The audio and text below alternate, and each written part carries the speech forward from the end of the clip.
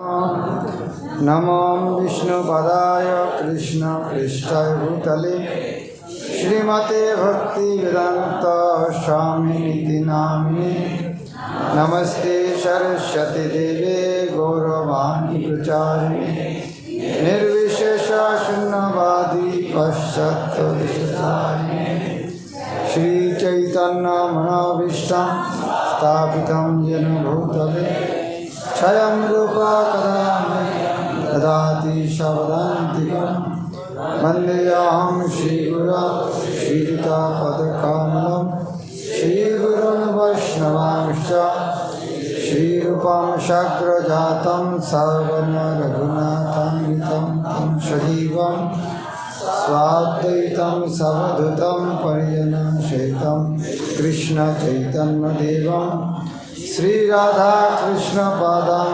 सगणललिता श्री विशाखान्वितं हे कृष्ण करुणा सिंधु दीनबंधु जगत्पते गोपेश गोपिका कांत राधा कांत नमस्ते तप्त कांचन गौरांगी राधे वृंदावनेश्वरी विश्वभानुसुते देवी प्रणमामि हरिप्रिये वंचाकल्पतरुभ्यश्च वासिन्धुभ्यश्च पतितानां पावनेभ्यो वैष्णवेभ्यो नमो नमः।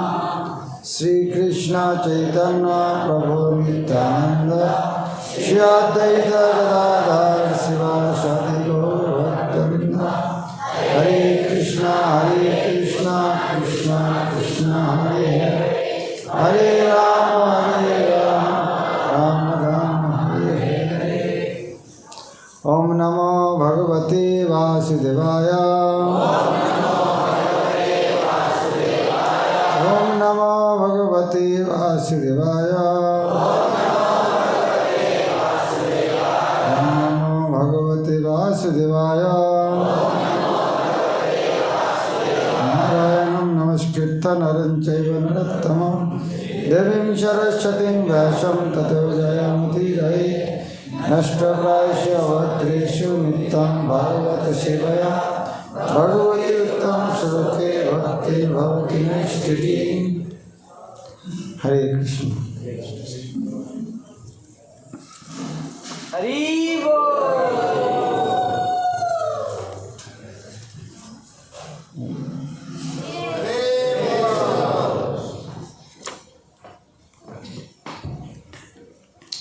हरे कृष्ण। हम भगवत गीता से पाठ करेंगे चतुर्थ अध्याय। हम श्लोक संख्या 38 से पढ़ेंगे। मेरा पिछले दो 38। हरे कृष्ण। भगवद्गीता यथातथं 4వ अध्यायं 38వ श्लोकं न हि ज्ञानेन सदृशं पवित्रमिह विद्यते तत्स्वयं योगसंसिद्ध कालेन आत्मनि विन्दति। शब्दार्थ मेरा पिछले दो न नथिंग ఏమీ లేదు he certainly ज्ञानेन with knowledge నిశ్చయముగా ఈ తర్వాత జ్ఞానేన అంటే జ్ఞానంతో सदृशम in comparison పోల్చి చూస్తే पवित्रम sanctified పవిత్ర यह in this world ఈ ప్రపంచంలో विद्यते exists ఉనికి కలిగి ఉన్నది tat that అది Sam himself స్వయం yoga in devotion భక్తిలో Samsiddha he who is mature ఎవరైతే పరిపక్వత చెందారో Kalena in course of time కాలక్రమంలో Atmani in himself Bindati enjoys. ఆనందిస్తారు స్వయం తనలో If translation of words, 4:38.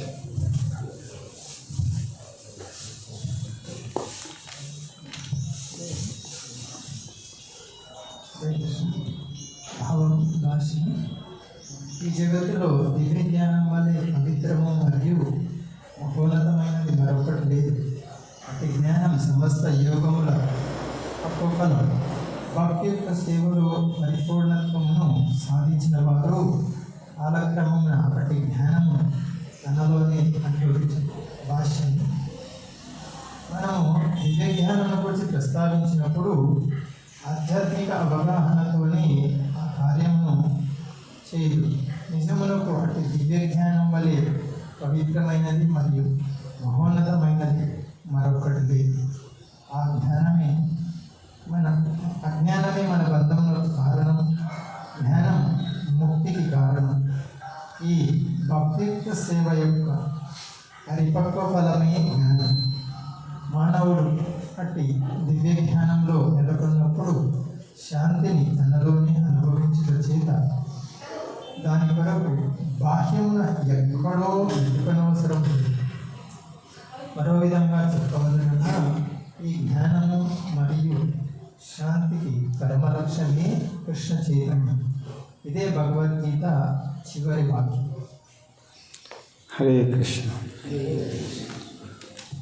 Bhagavad Gita में कितना सुंदर वर्णन है कि जीवन को उद्देश्य किया और कैसे प्राप्त करना है। భగవద్గీతలో జీవిత లక్ష్యం ఏంటి, ఎలా సాధించాలి అనే దాని గురించి చాలా అందమైనటువంటి వర్ణన ఉంది. वास्तव में वो उद्देश्य हम भूल चुका है। ఆ లక్ష్యాన్ని మనం మర్చిపోయి ఉన్నాం ప్రస్తుతం. जिस तरह एक चूहा को सामने खाना जब मिलते हैं वो भूल जाता है पीछे उनको बिल्ली पकड़ सकते। ఎలుకకు ముందు తినడానికి ఏదైనా కనిపించింది అనుకో, కళ్ళ ముందర వెనక పిల్లి ఉందనేది మర్చిపోతుంది అది. तो उसी तरह इस दुनिया को भोग करने के कारण हम भूल गया है भगवान कौन है, कहाँ जाना पड़ेगा। ఈ భౌతిక ప్రపంచాన్ని భోగించాలనుకుంటున్నాం కాబట్టి భగవద్ధామం వెళ్ళాలనేది మర్చిపోయాము. शास्त्र में कहता है मायामुग्ध जीवेर नाहि शत कृष्ण ज्ञान जीवेर कृपाय कृष्ण कोइलो वेद पुराण। इसका अर्थ है माया के मोहित होने के कारण, ये भक्ति जब भोग करने के कारण जब जीव भगवान को भूल गया है तो भगवान को उद्धार करने के लिए गीता भागवत आदि ग्रंथ दिया है।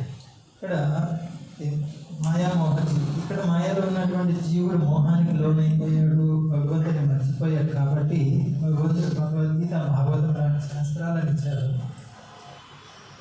जिस तरह एक शेर का बच्चा यदि उनका झुंड से विचूर हो जाता है और फॉक्स लोमड़ी के साथ बड़ा होता है वो भूल जाता है वो शेर है।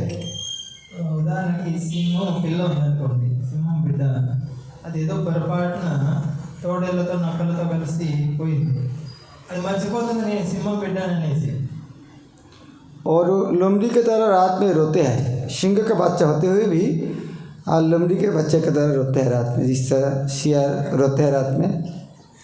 నక్కలు తోడేలు రాత్రి పూట కూతలు వేస్తుంటాయి, అరుస్తుంటాయి. ఇది సింహము పిల్ల అయినప్పటికీ తాను సింహం బిడ్డ అనేది మర్చిపోయి ఆ నక్కలు తోడేలలాగా అరుస్తూ ఉంటుంది. ఇది కూడా రాత్రి పూట. लेकिन उसको कभी नहीं पता चलेगा सिंह के बच्चा जब तक दूसरे सिंहों के साथ कभी नहीं मिले। जब मिले तब ओ मैं तो सिंह का बच्चा हूँ, इसके साथ क्यों? దానికి నేను సింహం యొక్క బిడ్డను అనేది తెలియదు. ఎంతవరకు అయితే ఇంకొక సింహంతో సాంగత్యం అది సంపర్కంలో రాదు, కలవదు అంతవరకు. ఇంకో సింహాన్ని కలిసినప్పుడు దానికి అర్థమవుతుంది నేను వీటితో ఉన్నాను, నేను సింహం బిడ్డను కదా అని.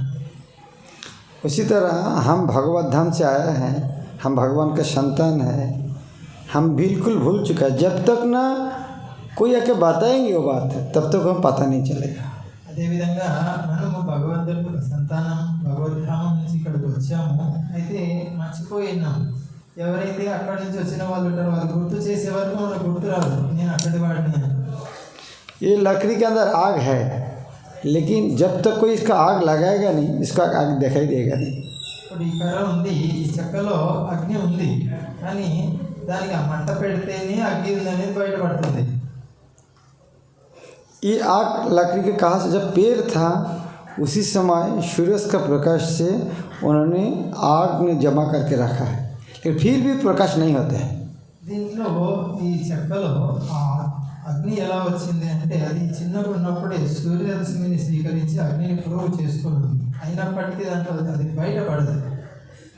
उसी तरह हमारे अंदर भगवान का भक्ति है, लेकिन जब तक कोई हमको बताएगा नहीं तब तक को पता नहीं चलेगा। ఈ చెక్కలో అగ్ని దాగి ఉన్నట్లే మనలో కూడా భక్తి దాగి ఉంది, ఎవరో ఒకరు వచ్చి మనకి చెప్పాలి, అంతవరకు తెలియదు మనకి। तो ये लकड़ी को जलेगा कब, दूसरा कोई लकड़ी में जो आग है वो लकड़ी इसको स्पर्श करेगा तब इसके अंदर आग जलेगा। अरे ఈ చెక్కలో ఉన్నటువంటి అగ్ని బయటపడాలంటే ఏం చేయాలి, ఇంకొక చెక్కలో ఉన్నటువంటి అగ్ని సంపర్కంలోకి రావాలి। ఇది वो जो लकड़ी जब आग लगा है उनको किसने आग लगाया है, इसीलिए वो जल रहा है। ఇంకొక చెక్కలో ఏదైతే మంట ఉందో దానికి ఇంకొక చెక్క ద్వారా మంట ముట్టుకుంది। तो उसी तरह हमारे अंदर कृष्ण भक्ति है, जब तक कोई कृष्ण भक्त बन गया जिसको आग लग गया है, जब उन्होंने जब स्पर्श किया नहीं उनका कृपा नहीं, तब तक कृष्ण भक्ति प्रकाश विकसित नहीं हो सकती। మనలో కూడా కృష్ణ భక్తి ఉంది అంతర్గతంగా, ఇంకొక రేలో ఎవరిలైతే కృష్ణ భక్తి అనేటువంటి మంట మంటుతూ ఉందో వాళ్ళు వచ్చి మనల్ని స్పర్శిస్తే తప్ప మనలో ఉన్నటువంటిది బయటపడదు। इसीलिए प्रभुपाद ने इस्कॉन में रोज गीता और भागवत पढ़ने का एक आयोजन किया है, सिस्टम चालू किया है। ఈ కారణం వల్లనే శ్రీ ప్రభుపాద ఏం చేశారంటే భగవద్గీత భాగవతం ఒక క్రమ విధానంలో చదివేటువంటి పద్ధతి పెట్టారు। हाँ, प्रभुपाद वह कहते हैं यदि केवल ये भागवत केवल श्रवण करेंगे, कान के अंदर जाएगा बस वह चीज हो जाएगा। केवल शिव भागवतेर कथा से तब अवतार धीर हुआ सुने यदि काने बार बार। ये भागवत ग्रंथ गीता भागवत ग्रंथ भगवान का अवतार है। कोई चीज श्रवण करेंगे, भागवत अर्थात स्वयं भगवान है, उनका श्रवण कर रहा था कान से भगवान अंदर में प्रवेश कर रहा है। ఇక్కడ చెప్పబడింది భగవద్గీత భాగవతం గ్రంథాలు స్వయం భగవానే, ఎవరైతే శ్రద్ధగా మనసు పెట్టి వింటారో వాళ్ళ చెవుల ద్వారా కృష్ణుడు హృదయంలో ప్రవేశిస్తాడు। इसीलिए रोजाना श्रीमद् भागवत गीता श्रीमद् भागवत अध्ययन करना चाहिए। కాబట్టి ప్రతిరోజు మనము భగవద్గీత భాగవతము వినాలి। हम देखते सारी दुनिया अज्ञान के अंदर में डूबा हुआ था, लेकिन सारे जगत ज्ञान का प्रकाश, सारे आदमी पाप कर्म छोड़कर भक्ति कर रहा है, क्योंकि गीता भागवत पढ़कर। ఈ ప్రపంచంలో అందరూ కూడా అజ్ఞాన సముద్రంలో మునిగిపోయి ఉన్నారు, అయితే ఇప్పుడు చూడండి వాళ్ళందరూ కూడా చాలా అద్భుతంగా భక్తి ఆచరిస్తున్నారు। కారణం ఏంటి, భగవద్గీత భాగవతం వల్ల। आपका खुद का जीवन में देख सकते हैं, इस्कॉन में आने के बाद आपके जीवन में कितना परिवर्तन हुआ है। మీ స్వయం జీవితంలో పరిశీలించుకొని చూడండి, ఇస్కాన్కి వచ్చిన తర్వాత మీ జీవితంలో ఎంత పరివర్తన వచ్చిందో। कृष्ण प्रेम किसको कहता है, हो सकता है हमें इतना समझ में नहीं आता है, लेकिन पाप कर्म से मुक्त हो गया इतना तो समझ में आ रहा है। కృష్ణ ప్రేమ అంటే ఏంటి అంత పెద్ద అర్థాలు మనకు తెలియకపోవచ్చు, పాపం నుంచి బయటపడ్డామా లేదా అంత మటుకు అర్థం చేసుకోగలం। और पाप कर्म नहीं करेगा तो कोई सज़ा नहीं मिलेगा, कोई कष्ट नहीं होगा, कम से कम हमें दुख कष्ट नहीं होगा, इतना तो गारंटी है।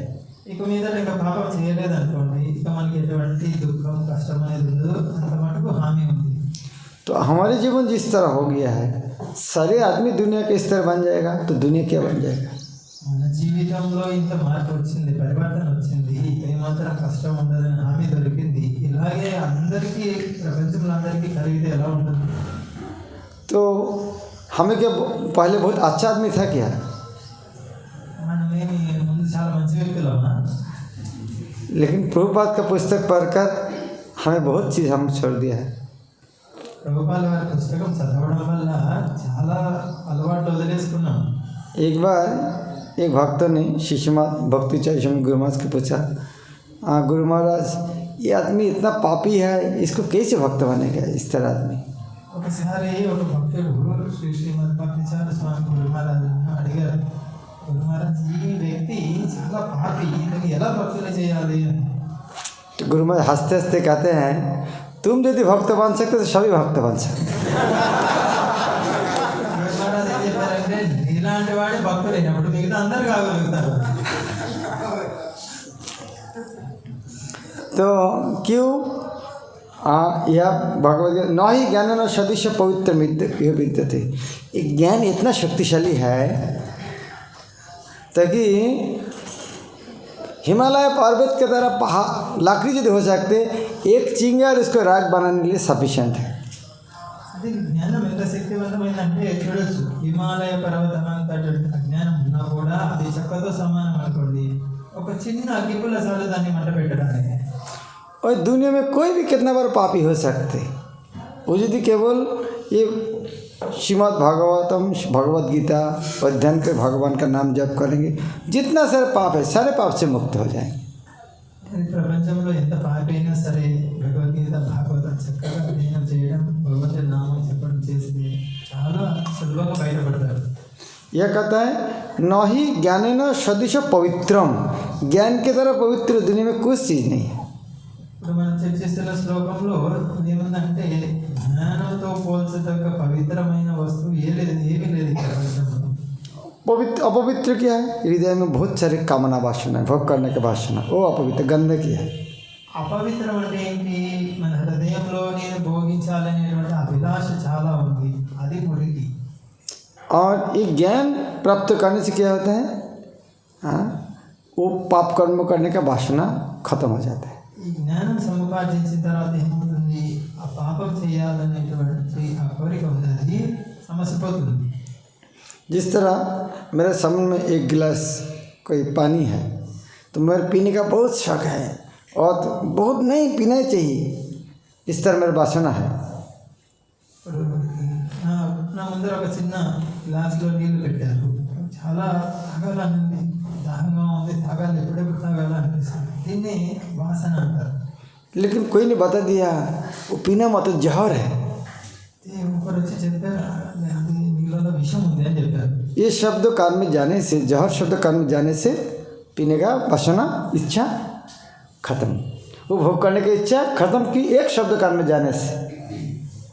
ఒక్క పదం ఇందులో విషం ఉంది ఈ నీళ్ళలో అంటుంటే ముందు చాలా తాగాలి అనేటువంటి ఆతృత పోయింది కేవలం ఒక శబ్దంతోనే.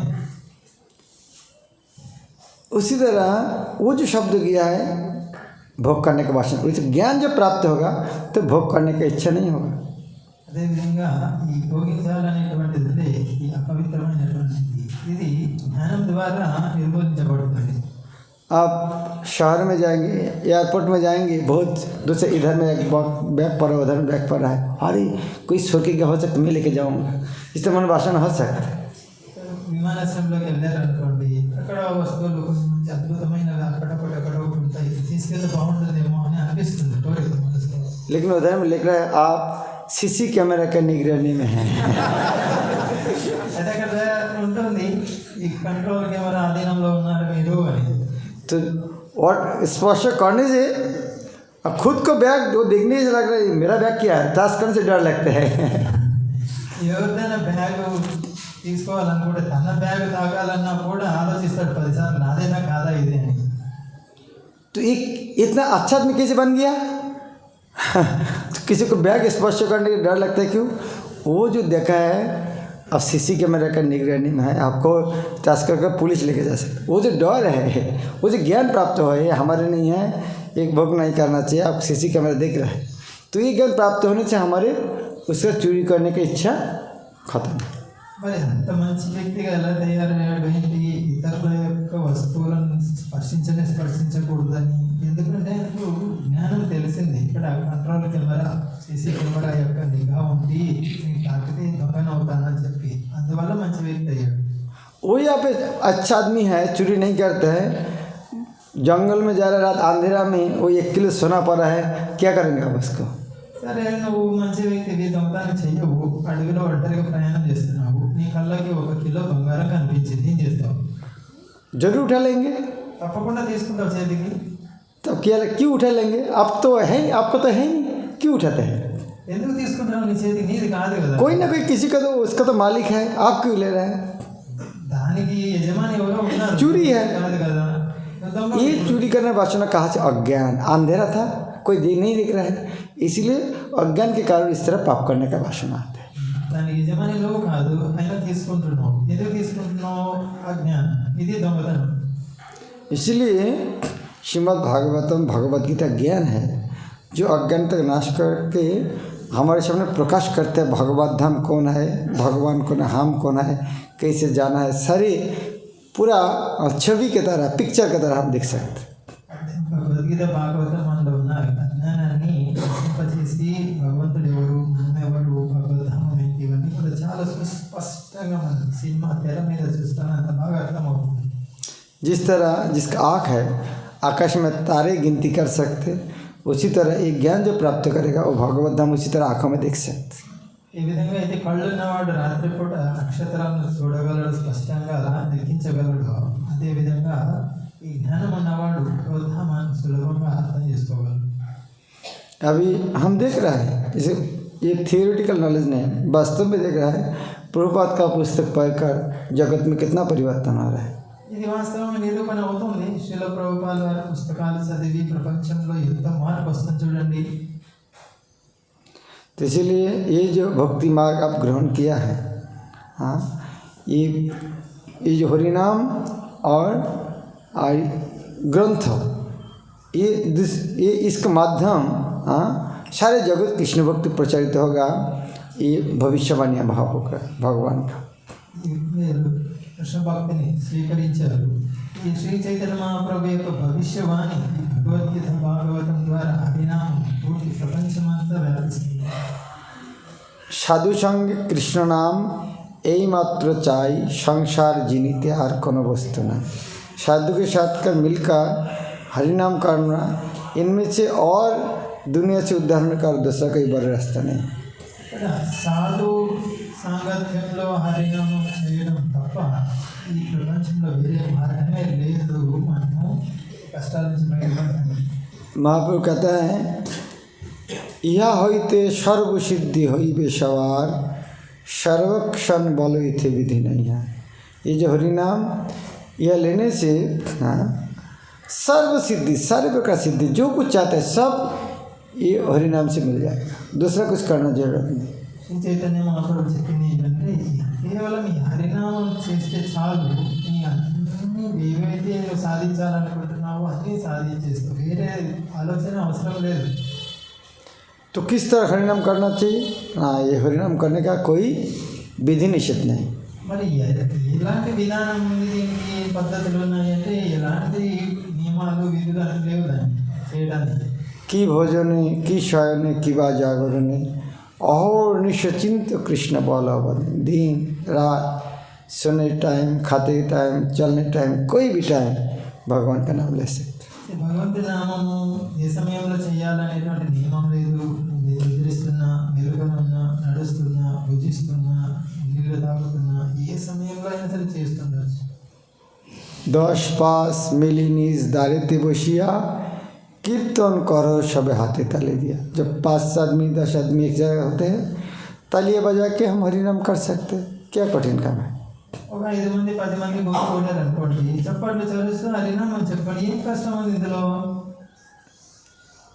सन्ध्या हईले आपनार दारे सभी मिली कीर्तन करो सभी दिया करो ताली। शाम होते हैं घर में मिल के सब कर तालियां बजा कीर्तन करना। సాయంకాలం అవుతుంది, అందరు ఇంటికి చేరుకుంటారు కదా, అందరు ఒక చోట కూర్చొని ఇంట్లో వాళ్ళందరూ చప్పట్లు చరిచి హరినామం చెప్పండి. कोई कह सकते हैं हमको हारमोनियम बजा आता नहीं है, मृदंग आता नहीं, लेकिन महाप्रभु ने कहा केवल तालियां बजा के। ఎవరైనా చెప్పచ్చు నాకు హార్మోనియం రాదు, మృదంగం రాదని, అందుకే మహాప్రభు ఏం చెప్పారు, చెప్పాలి చర్చ చాలు. तो ये क्या कठिन काम है। ఏం కష్టం ఉంది ఇందులో. और ये हरिनाम करने से हमारे हृदय का सुप्त चेतना है वो विकसित हो जाएगा। ఈ హరినామం ద్వారా మన హృదయంలో ఉన్నటువంటి పవిత్ర చైతన్యం వికసిస్తుంది. किस तरह? जिस तरह आदमी सोया हुआ है उसका कान में शब्द करने से जिस तरह जाग जाता है, उसी तरह हरिनाम के प्रभाव से हमें जो सोया हुआ है भगवान के बारे जानते नहीं है, अज्ञान है, वो प्रकाशित हो जाएगा।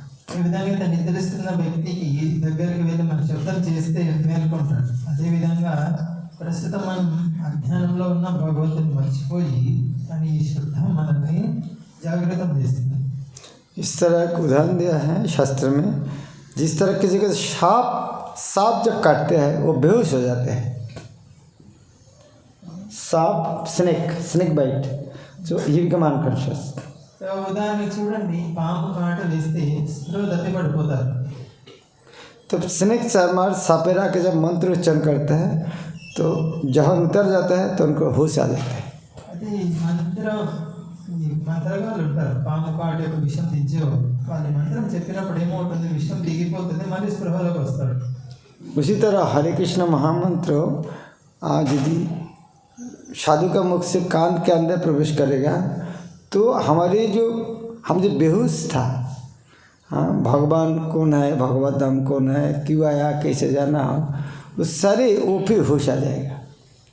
ఏ విధంగా అయితే విషయం దిగిపోతుందో మంత్రంతో, మనం కూడా సాధువు నోటి నుంచి వచ్చినటువంటి హరినామం విన్నప్పుడు ఏదైతే మనం స్పృహ తప్పి పడిపోయినాం, భగవంతుడు ఎవరు, నేను ఎవరు, భగవద్ధామం ఏంటి, ఇవన్నీ మర్చిపోయినాం. కానీ సాధువు నుంచి విన్నప్పుడు అవన్నీ కూడా స్పష్టంగా తెలుస్తాయి, జాగ్రత్త అవుతుంది. इसीलिए भक्तिविनोद ठाकुर ने गान में लिखता है, चैतन्य महाप्रभु ने हरि नाम रूप एक दवाई लेकर आया है. అందు గురించి శ్రీల భక్తివినోద్ ఠాకూర్ తన గేయంలో రచించారు, శ్రీ చైతన్య మహాప్రభు ఔషధం తీసుకొని వచ్చారు మన కోసం. और कौन सा दवाई, कौन सा बीमारी के लिए? ఏ రోగం కోసం ఏ మందు తెచ్చారు? माया बीमारी है. మాయ అనేటువంటి రోగం.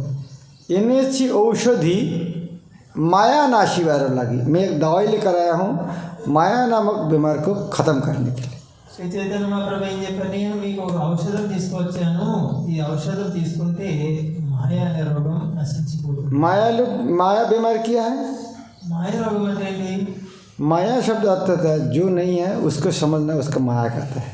మాయ అంటే ఏదైతే వాస్తవం కాదో అదే వాస్తవం అనుకుని కూర్చుంటారు. जिस तरह ये दुनिया हमारे नहीं है, ये दुनिया का भोग करना चाहते हैं, भगवत धाम नहीं जाना चाहते हैं, उसका माया कहता है. ఈ ప్రపంచం మనది కాదు, కానీ ఇది ప్రపంచంలోనే నేను అనుభవించాలని ప్రయత్నం చేస్తాము. మనది భగవద్ధామం, దాన్ని మర్చిపోయి దీన్ని పట్టుకున్నాం, ఇది మాయ. जिस तरह एक बच्चा, उनका पिता माता खाने के लिए बोल रहा है, चलो पढ़ाई करेंगे, नहाने, लेकिन वो बच्चे के साथ खेल कूद में मज़ा है, कुछ दूसरा वीडियो गेम में मज़ा है, तो पिता माता कहते हैं माया में फंस गया है. చిన్న పిల్లవాడు ఉన్నాడు, విద్య గురించి వాటి గురించి పట్టించుకోకుండా ఎప్పుడు ఆటలాడుతూ ఉంటాడు. అయితే తల్లిదండ్రులు చెప్తే నీ మాయలో ఉండిపోయాడు, వీడియో చూసుకుంటూ ఆ వాటిలో మునిగిపోయి ఉంటాడు పిల్లవాడు. सुअर, स्वर्ग का राजा इंद्र को सुअर बन गया. वो आके मल खा रहा है, उनका परिवार के साथ घूम रहा है. ब्रह्मा आके बोले चलो इधर में, बोले नहीं इधर में कितना मज़ा है. ఇంద్రుడు, స్వర్గాధిపతి ఇంద్రుడు పంది జన్మ ఎత్తాడు, తన పరివారంతో ఇక్కడ మలమూత్రాలు స్వీకరిస్తున్నాడు. వచ్చి నీ స్వర్గం ఇంత మజా, ఇంత ఆనందంగా ఉంటే ఇంకేం కావాలి దీని మించి. तो वो जो मल के बता आकृष्ट है, वो स्वर्ग के बारे में सोचना, इस तरह चीज़ है, वो यह सुख भोगना चाहता है, इसको कहता माया. ఇక్కడ మలము తినడంలోనే ఆనందం ఉంది, స్వర్గం గురించి, స్వర్గంలో ఏముంది దాని గురించి తెలియదు, ఇదే మాయ అంటే. तो ये भौतिक जगत में हम देख रहे हैं कितना कष्ट है. बचपन से पढ़ाई करना, स्कूल जाना, नौकरी करना, गाली गलौज खाना ऑफिस में, कोरोना का डर है, कितना कुछ है. ప్రపంచంలో మనం జన్మ తీసుకున్నప్పటి నుంచి కష్టాలు, పాఠశాలకు వెళ్ళాలి, విద్యను అభ్యసించాలి, ఉద్యోగం చేయాలి, పైనుంచి తిట్లు వస్తే తిట్లు తినాలి, కరోనా వస్తే ఏడ్చుకుంటూ కూర్చోవాలి. और इधर में साधु लोग इस्कॉन भक्त लोग आते बोलता है गीता पढ़ो, भागवत पढ़ो, हरि नाम करो, भगवत धाम चलो. नहीं वो धर्म के इधर में सब कुछ है. ఇటువంటి ఇంత కష్టంలో ఉన్న మనము ఇస్కాన్ నుంచి సాధువులు వచ్చి భగవద్గీత చదువు, భాగవతం చదువు, హరినామం వచ్చి భగవద్ధాం, అక్కడ ఎందుకు ఇక్కడే ఉంటాను నేను, బాగుంది ఇక్కడే అంటారు మంది. तो ये जो वो विशेष नहीं कहते, ये भौतिक इसको ही भोगना चाहते हैं, इसको कहता है माया. ఈ భౌతికమైనటువంటి దుఃఖమయమైనది భోగించాలని చూస్తారు, ఇదే మాయ. इस तरह बहुत आचार्य लोग बहुत उदाहरण भी दिया है माया को समझाने के लिए. మాయ అంటే ఏంటి అర్థం చేసుకోవడానికి ఆచార్యులు చాలా ఉదాహరణలు ఇచ్చారు. जिस तरह घर के अंदर कुछ खाना है, लेकिन मिरर में, आईना में उसको खाना दिख रहा है, ఉదాహరణకి అద్దం ముందర ఆహారం ఉన్నటువంటి పళ్ళెం పెట్టారు. ఆహారం కనిపిస్తుంది అద్దంలో. वो चिड़िया ने सारा दिन उसको आईना में चूस रहा है, लेकिन उसको टोट क्या क्षत विक्षत हो रहा है, फिर भी मोर के नहीं देख रहा है। इधर में क्यों नहीं मिल रहा, पीछे कोई है देखने नहीं चाहते। उधर में सारा दिन कष्ट भोग रहा है, फिर भी वो है कष्ट प्राप्त करना चाहता है। గింజలు ఎక్కడ పెట్టినప్పుడు అద్దం ముందర అద్దంలో గింజలు కనిపిస్తుంటాయి. పిచ్చుక లేదా పక్షి వచ్చి ఎప్పుడు తన ముక్కుతో అద్దాన్ని కొడుతూ ఉంటుంది.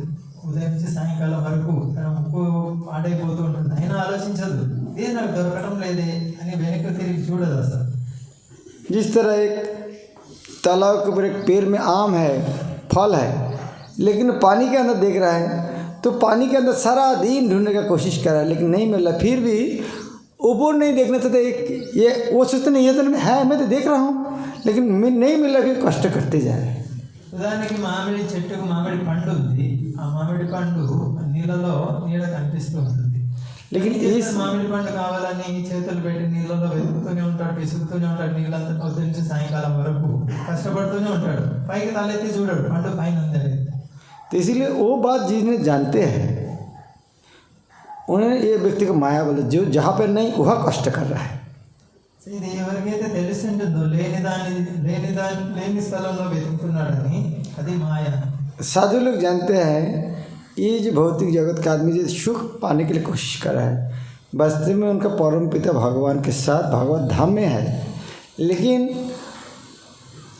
वो लोग समझना चाहिए, उनको केवल ये बताएंगे देखो पानी के अंदर फल नहीं है, फल पेड़ के ऊपर है। वो पक्षी को बोलते हैं ये आईना के अंदर इधर में फल नहीं है, उधर पीछे मोड़ कर उधर में है। लेकिन इतना कष्ट नहीं कर रहा है, केवल नीचे से ऊपर देखना, सामने से पीछे देखना, इतना ही नहीं करना चाहते हैं। సాధువు వచ్చి ఏం చెప్తాడు, మనకి ఇక్కడ చాలా కష్టంగా ఉంది, భగవద్ధామం వెళ్ళితే సంతోషంగా ఉంటుంది, ఇంకా మాటలు చేయించాలి. ఉదాహరణకి పక్షి అద్దంలో ఉన్న గింజలు తినాలని చూస్తుంది, చాలా కష్టపడుతుంది. అది అంత కష్టపడిన అవసరం లేదు, కేవలం వెనక తిరిగి చూస్తే చాలు. మామిడి పండు కోసం ఆ వ్యక్తి నీళ్ళలో అంత వెతుకుతున్నాడు, కేవలం అంత కష్టపడకుండా తల పైకి ఎత్తి చూస్తే చాలు. वो पक्षी को नहीं कह रहा है आपको खाना नहीं खाना है, इधर में खाओ, लेकिन वो विश्वास नहीं होता, नहीं इधर मिल रहा है। ఆ పక్షికి నువ్వేం గింజలు తినొద్దని చెప్పట్లేదు, అదే అసలైన గింజలు ఎక్కడున్నాయి ఇవి తిను అని. అదేమన్నా లేదు, ఇక్కడే ఉందండి. भक्ति करने के लिए खाना बंद नहीं किया, ये नहीं खाओ, भगवान को भोग लगा के खाओ। భక్తి చెయ్యి అంటే ఆహారం తినద్దని ఎవరు అనలేదు. నేను నైవేద్యం పెట్టుకుని తిను. हाँ, सिनेमा का गान नहीं सुनकर भगवान का कीर्तन करो। సినిమా పాటలు వినడం ఆపేసి భగవంతుడి కీర్తన విను. इस तरह नहीं, भक्तों का गान नहीं गाना चाहिए, डांस नहीं करना चाहिए, खाना नहीं खाना चाहिए, केवल मोड़ के देखना है, उल्टे देखिए।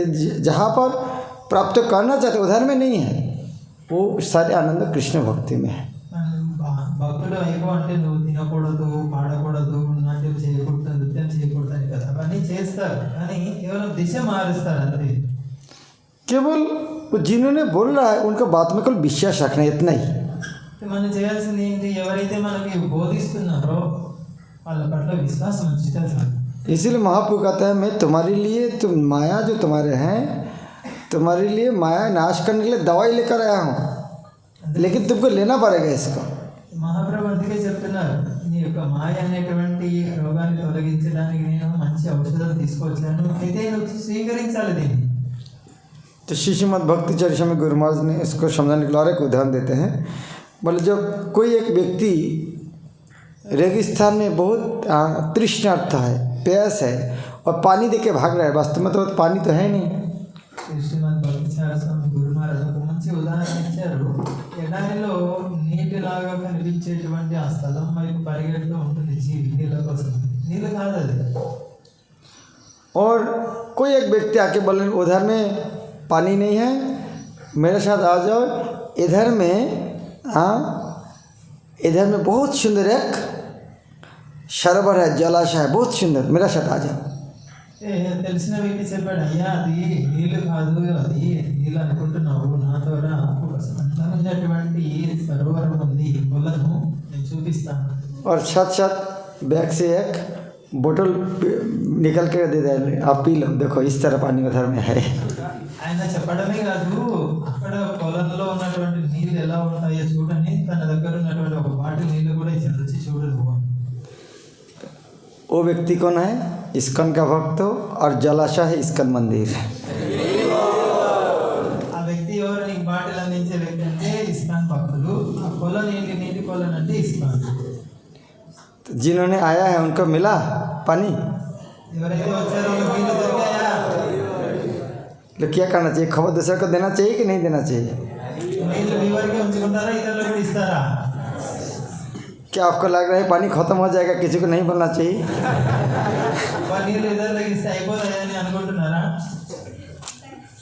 हाँ, तो इसीलिए श्रील प्रभुपाद जो हमको दिया है, हाँ, ये हमको ये बटना चाहिए, केवल ही खबर देना चाहिए। चैतन्य महाप्रभु ने మనం ఏం చేయాలి? శ్రీల ప్రభుపాద వారు మనకి ఏమి ఇచ్చారో అది ఇతరులకు తప్పకుండా పంచాలి. चैतन्य महाप्रभु कहते हैं ये जो मैं एक बागीचा बनाया है, ये मैं मालिक हूँ, मैं बागीचा बनाया और सारे फल मेरा है, तुम लोग बांटो। చైతన్య మహాప్రభు ఏం చెప్తున్నారు? నేను ఒక పెద్ద ఉద్యానవనం తోటను పెంచాను, దాంట్లో పండ్లు చాలా ఉన్నాయి, దానికి యజమాని నేనే, కానీ పండ్లు మీరు తీసుకొని పంచండి. मैं मालिक हूँ, किसी को कोई बोलने का अधिकार नहीं है, जितना दो लो और बांटो, और मैं अकेला कितना बांटूंगा, और मेरा परिश्रम भी हो जाएगा, और किसको मिलता है किसको नहीं मिलता है, मेरा संसार तो मैं मालिक हूँ, मैंने इसको लगाया, मैं पानी डालना हूँ, केवल तुम्हारा काम है इसको तोड़ के केवल बांटना है। నేనే ఈ తోటకి యజమాని, నేనే తోటను పెంచి పోషించింది, అయితే దీని మీద అధికారం ఎవరికి లేదు. అయితే పళ్ళు అపరిమితంగా ఉన్నాయి, మీరు తీసుకొని కేవలం పంచండి. నేను ఒక్కడిని ఎంతమందికి పంచాలి? ఒకవేళ నేను ఒక్కడిని పంచాలని చూస్తే కూడా నాకు చింత ఉంటుంది, వాళ్ళకి అందిందో లేదో, వీళ్ళకి అందిందో లేదో అని. तो कोई पूछ सकते हैं अरे आप तो मालिक है, आप औरत दिए, लेकिन इतना फल तोड़ेगा, पेड़ का तो दुख होगा। ठीक है, आप मालिक हो सकते हैं, पेड़ का दुख होगा तो क्या करेंगे? तो महाप्रभु बोले मैं खुद में पेड़ भी हूँ, कोई समस्या नहीं है, लेके जाओ। ఎవరైనా అడగచ్చు, మీరేమో చెట్టుకు పండ్లు ఉన్నాయి తెంచుకొని పండు తెంచుకొని పోయి పంచాలి అంటున్నారు, చెట్టుకు నప్పిగల కదా అంటే మహాప్రభు చెప్తున్నారు నేనే స్వయం చెట్టు అయిపోయాను, మీరు తీసుకెళ్ళండి, నాకేం బాధ లేదు.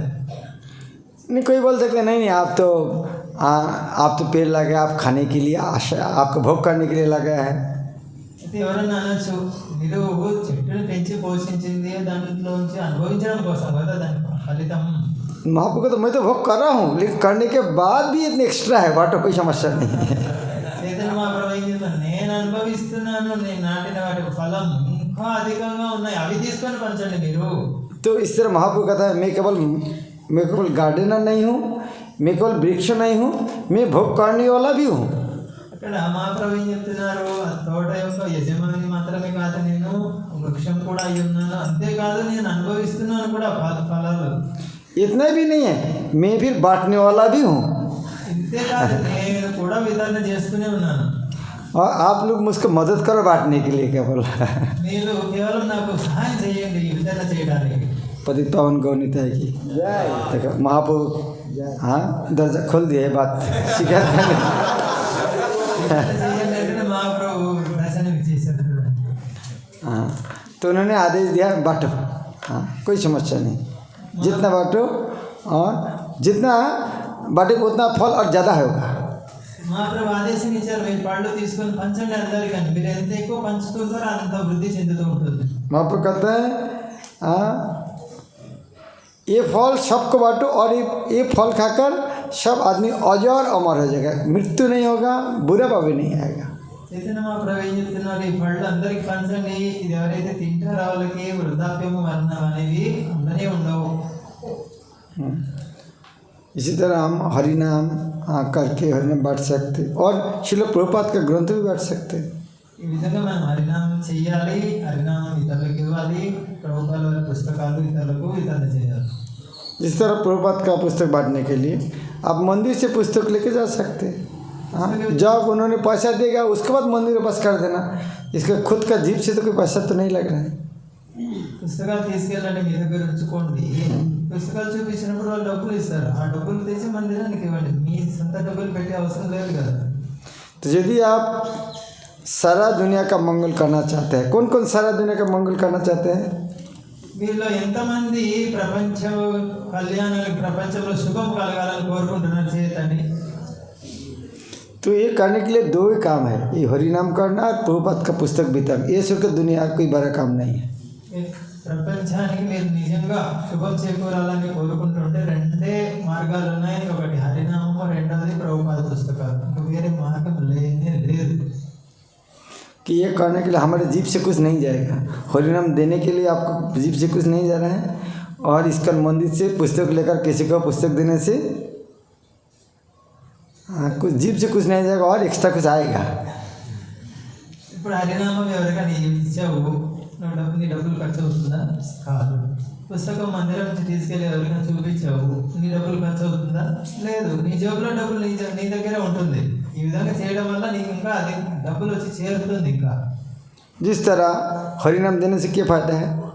आज जिस तरह 100 आदमी एक साथ, 100 से ज़्यादा आदमी एक साथ कीर्तन किए, कितना मज़ा लगा। ये आप लोग बाटा हरिनाम इसीलिए इतना मज़ा है, लेकिन अकेले अकेले होते थे इतना मज़ा नहीं आता था। ఇప్పుడు ఉదాహరణ చూడండి, ఈ విధంగా ఇతరులకు హరినామం ఇవ్వడం వల్ల ఏం లాభం అని ఆలోచిస్తే, ఈరోజు చూడండి 100 మందికి పైగా హరినామంలో పాల్గొన్నారు. ఇంతమంది పాల్గొన్నారు కాబట్టి ఇంత ఆనందంగా ఉంది. ఒక్కడివే కూర్చొని చేసుకుంటే అంత ఆనందం ఉంటుందా? और पुस्तक देने से क्या फ़ायदा होता है? पुस्तक देने से बहुत फ़ायदा होता है।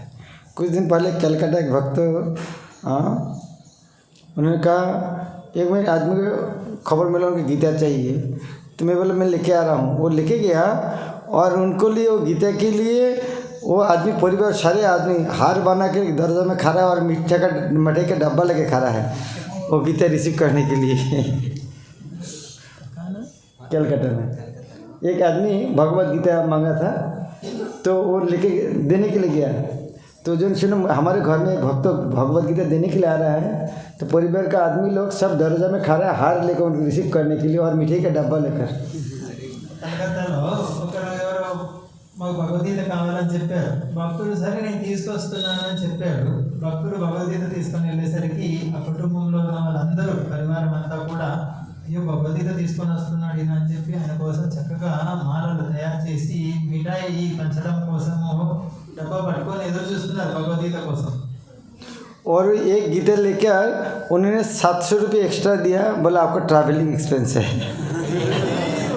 ఆ భగవద్గీత తీసుకొని ఆయన ఇంకా 700 రూపాయలు అధికంగా ఇచ్చి మీకు ప్రయాణ ఖర్చు కొంచుకోండి అని చెప్పారు. आप कह सकते हैं हमारे जीवन में कभी इस तरह तो हुआ नहीं। నాకు ఎప్పుడు జరగలేదు ఈ విధంగా. लेकिन आप सारे साल पढ़ाई करते हैं, साल के बाद जब परीक्षा रिजल्ट मिलते हैं, साल में एक बार मज़ा मिलता है, लेकिन वो एक मज़ा के लिए सारा साल पढ़ाई करते हैं।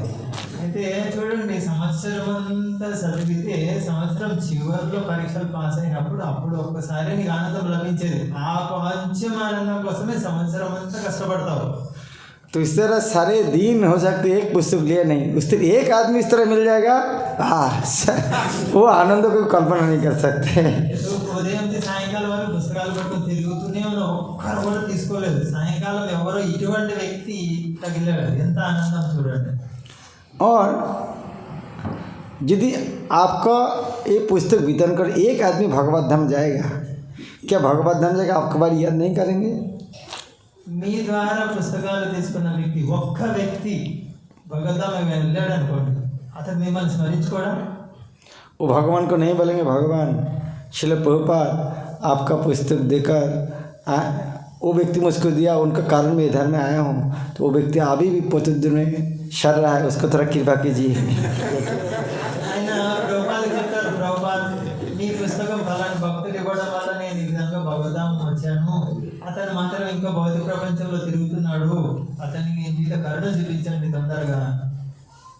तो पुस्तक वितरण करना चाहिए कि नहीं चाहिए? పుస్తక వితరణ చేయాలా వద్దా? आपका गुरुजी, उनका गुरुजी, उनका गुरुजी, प्रभुपाद सभी ने प्रभुपाद ये पुस्तक वितरण किया है। మీ గురువు వాళ్ళ గురువు వాళ్ళ గురువు ప్రభుపాద్ వాళ్ళ గురువు కూడా అందరు పుస్తక వితరణ చేశారు. तो ये तो हमारी फैमिली बिजनेस है। ఇది మన కుటుంబ వ్యాపారం ఇది. और इतना केवल नहीं है, आप प्रधानमंत्री के ऑफिस में आपको घुसने का कोई बड़ा ऑफिस में घुसना कितना कठिन है, लेकिन प्रभुपाद का पुस्तक लेके घुसेंगे आपको परमिशन मिल जाएगा। पुस्तक लेके जाएंगे तो दूसरा काम में जाएगा तो पुस्तक लेके जाएगा फिर भी परमिशन मिल जाएगा। మనకి ఏదైనా ప్రధానమంత్రి కార్యాలయం అటువంటి చోట వెళ్ళాలంటే కూడా కష్టం. కానీ ప్రభుపాద పుస్తకాలు ఉన్నాయనుకో చాలా తేలిక లోపలికి వెళ్ళడం. వేరే పని మీద ఉన్నా సరే ప్రభుపాద పుస్తకం పట్టుకొని వెళ్ళి సులభంగా వెళ్ళగలుగుతాం. इसीलिए हमारी पवित्र कर्तव्य है कि प्रभुपाद का ग्रंथ वितरण करना और हरिनाम रखना। కాబట్టి మనకు అన్నిటికన్నా పవిత్రమైనటువంటి కర్తవ్యం ఏంటంటే శ్రీల ప్రభుపాద పుస్తకాలు పంచాలి, హరినామం పంచాలి. लेकिन वो पुस्तक हम नहीं पढ़ रहे, हरिनाम हम नहीं कर रहे तो आपको क्या बोलेंगे फिर? అయితే మనమే పుస్తకం చదవట్లేదు, హరినామం చేయట్లేదు, చక్కగా ఇతరులకు ఏమి ఇస్తాం? हमको चीटर धोखाबाज कहेंगे। ఆ విధంగా ప్రయత్నం చేసాము, మోసగాడు అంటారు మనల్ని చూసి. इसीलिए हरिनाम करना चाहिए, पुस्तक पढ़ना चाहिए, साथ साथ दूसरा को ये प्रोत्साहित करना चाहिए। కాబట్టి హరినామం చేయాలి, పుస్తకం చదవాలి, అదే సమయంలో ఇతరులకు దీన్ని ఇవ్వాలి. हरे कृष्ण। श्री प्रभुपाद की, श्री भगवत की जगह है। किसी का क्वेश्चन है? ओके, एक किसी को कोई क्वेश्चन है? ఎవరికైనా ప్రశ్నలు ఉంటే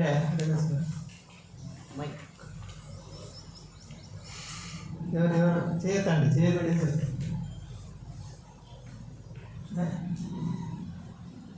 చెప్పండి. ఎవరైనా ఉన్నాయా?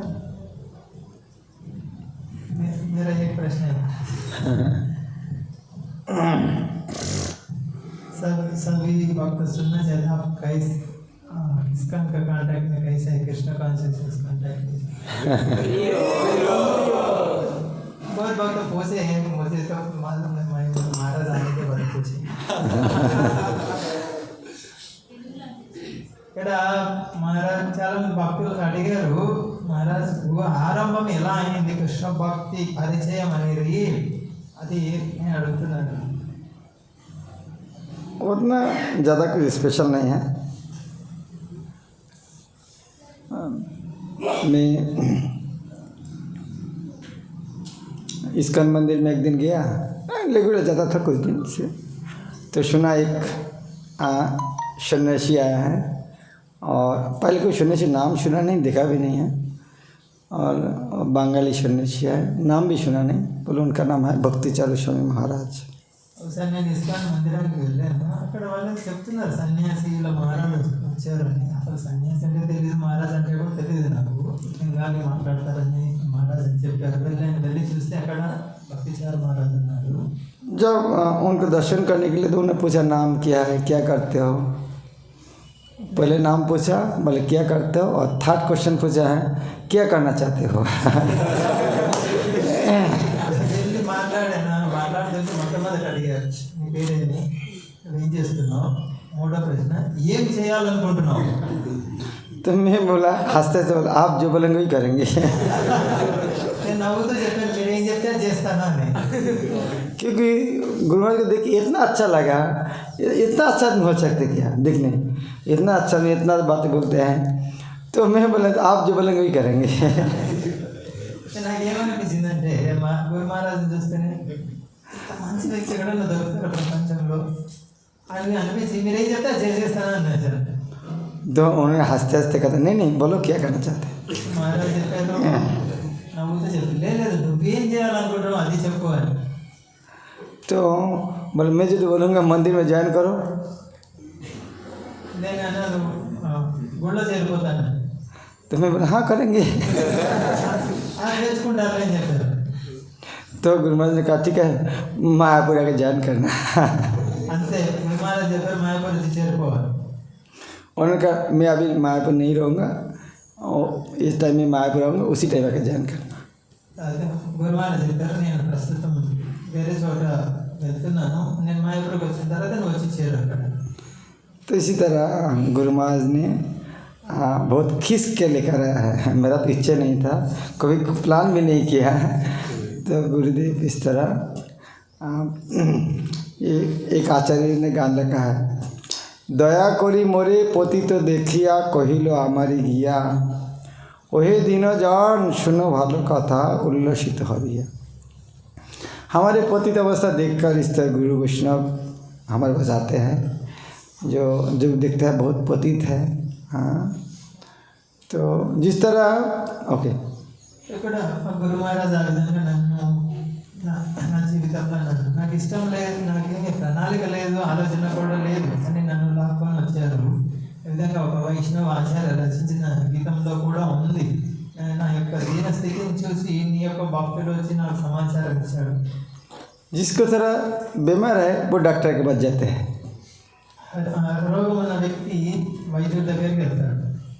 और जिसको बीमारी ज़्यादा है उसको डॉक्टर ने एम्बुलेंस लेके आते हैं हॉस्पिटल में। రోగం తీవ్రంగా ఉంది, ఆసుపత్రికి వెళ్ళలేని స్థితిలో అప్పుడు వైద్యుడే అంబులెన్స్ తీసుకొని వస్తాడు. तो मेरा स्थिति उस तरह बहुत कठिन था, इसीलिए एम्बुलेंस लेकर डायरेक्ट एडमिशन कर दिया हॉस्पिटल में। అట్లా నా పరిస్థితి కాబట్టి వైద్యులు వచ్చి నన్ను ఆసుపత్రిలో చేర్చారు. हरे कृष्ण। ఎవరికైనా ప్రశ్నలు ఉంటే అడగచ్చు, అవమాన పడడం అవసరం లేదు. చేతి కట్టి ఎవరికన్నా మైక్ అక్కడే ఉంది, మైక్ ఇవ్వండి, చేతితో మైక్ ఇస్తాను.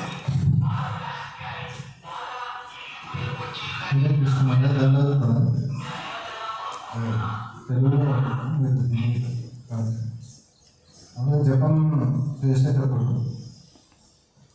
పుస్తక వితరణ కన్నా వెళ్తూ ఉంటుంది. జపం చేసేటప్పుడు కూడా జపం మీద మనసు పెట్టడానికి ప్రయత్నం చేస్తుంది. పుస్తక వితరణ గురించి ఆలోచనలు వస్తూనే ఉన్నాయి. అలాంటప్పుడు జపం వినడానికి మళ్ళా ప్రయత్నం చేస్తూ ఉన్నాను. ఆ పుస్తక వితరణ ఈరోజు ఎక్కడికి వెళ్ళాలి, ఏం చేయాలి అనేసి ఆ పుస్తక వితరణ గురించి ఎక్కువ ఆలోచన అనేది వస్తూ ఉంది.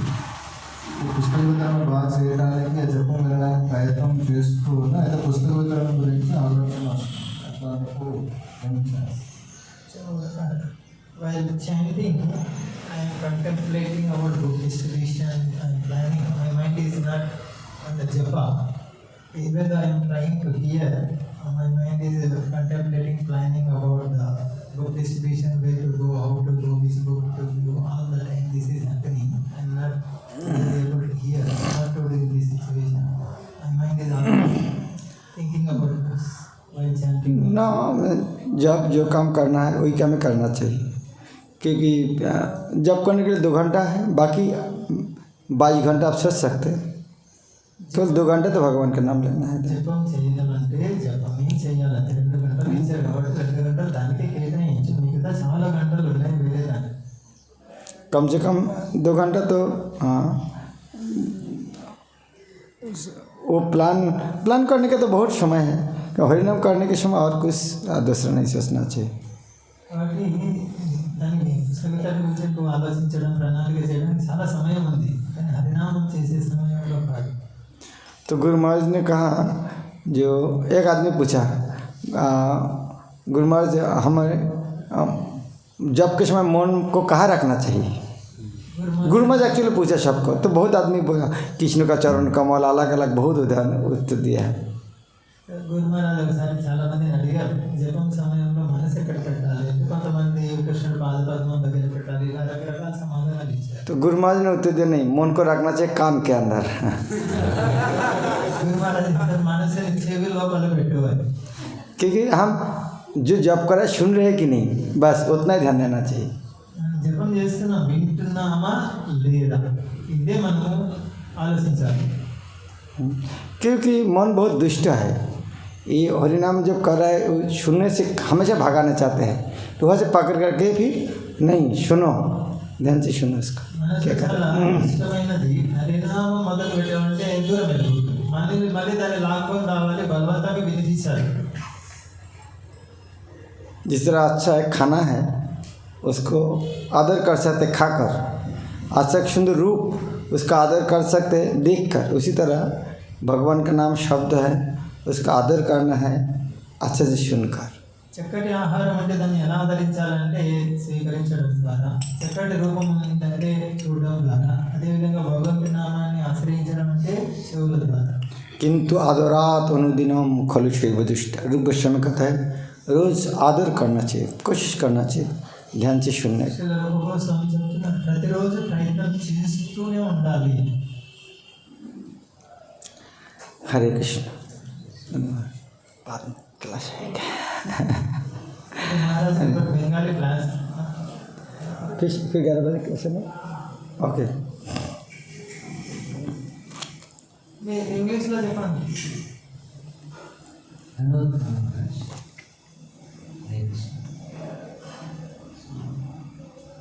How to balance the profession as well as the devotion?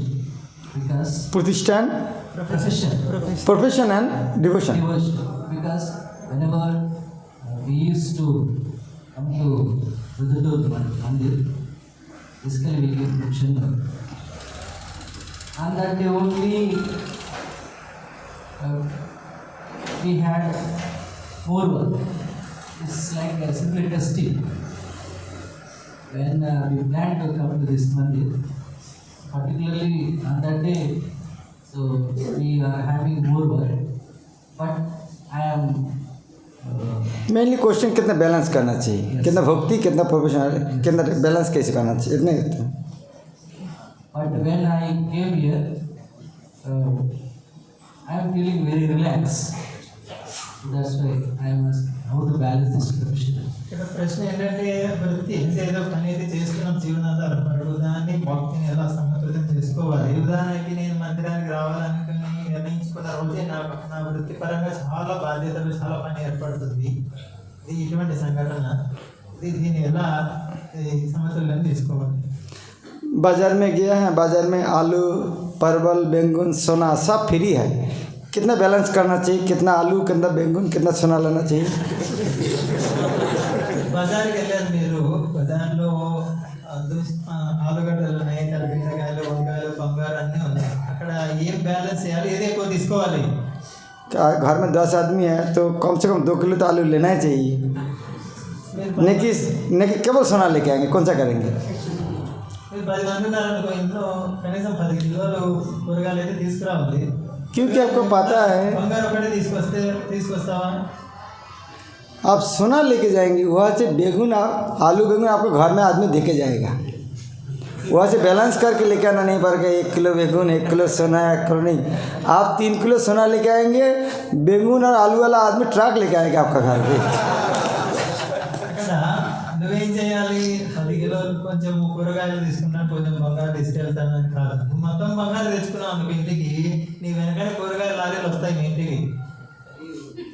तो ये कहने का उद्देश्य है हमारे सारे कर्म है उसको पूर्वद इंग्लिश में डॉक्टेल सब कृष्ण चेतना में करना चाहिए। जो कुछ कर रहा है वो कृष्ण का है, कृष्ण के लिए करना है। అసలు ప్రభుపాల వాళ్ళు దీని గురించి యుక్తం అనే పదం వాడారు, జోడించాలి। మనం ఏం చేస్తున్నా కూడా కృష్ణ సంబంధంలో కృష్ణుడికి జోడించే విధంగా చేయాలి। जिस तरह गौर मोहन दे रजनी देवी उन्होंने पैसा कमाया, घर संसार किया, जो कुछ किया है किसके लिए किया, अभय चरण को अभय चरण बनाने के लिए। तो उनके जीवन में जितना कुछ घर सफाई करना, खाना बनाना, कपड़ा बिकाना जी शुरू करे, जितना काम किया बन गया, सब चिन्मय बन गया, क्योंकि सारे काम केंद्रित है कि अभय चरण को अभय चरण बनाने के लिए।